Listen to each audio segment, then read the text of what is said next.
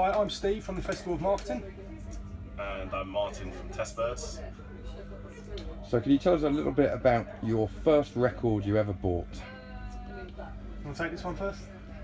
Well, I bought 2 records at the same time. I was like, the first one that went through the till was Musical Youth, Past the Dodgy on the left-hand side. But purchased... Was it the first one that went through the till? But purchased at the same time was also Stevie Wonder and Paul McCartney's classic Ebony and Ivory. It was a classic. My first one was it was The Right Stuff by New Kids on the Block. Basically, I went on a school trip and all the girls really liked New Kids on the Block, and I thought it was a good way forward. So I bought it and I used to dance the song in my bedroom.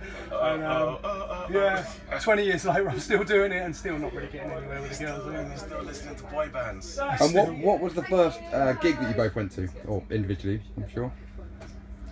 My first one was... New Kids on the Block again. Oh yeah, it was New Kids on the Block. No, it wasn't much better. It was one of these like Capital FM party in the park type things. But I really enjoyed it. I thought it was really good. Again, my music taste hasn't got much better. I have to say, my kudos in this is way better than. Is it though? Yes, it is. Michael Jackson Bad. Oh, is it though? I mean, 1986. At my concert, they had Blue. So... No, I didn't have Blue. No, there's no Blue. I don't know if you've ever heard Simon Webb sing live, mate. I think we had. MJ's got a patch on him. I'm telling you that now. We had 5-star warming up. Well, I had 5. Jackson. Yeah. And finally, can you tell us why you think that music is important in terms of sort of marketing and branding? Do you want to take this one? Yeah, I think that there are,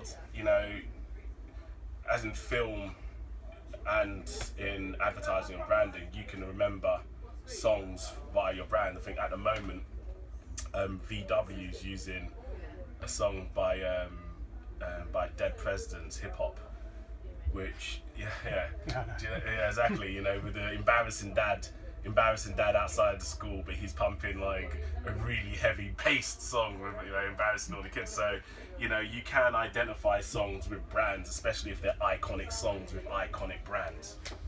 And I suppose just to take it one step further, then I think it's so crowded now, the things that you can do as a marketer, that something as simple as creating a memory, a moment, can only be done through a certain type of medium. And I think music still very much leads that way, whether it is remembering something that you saw in an advert, or you saw in a film, or you was at a pub when you were younger, or it was your first concert.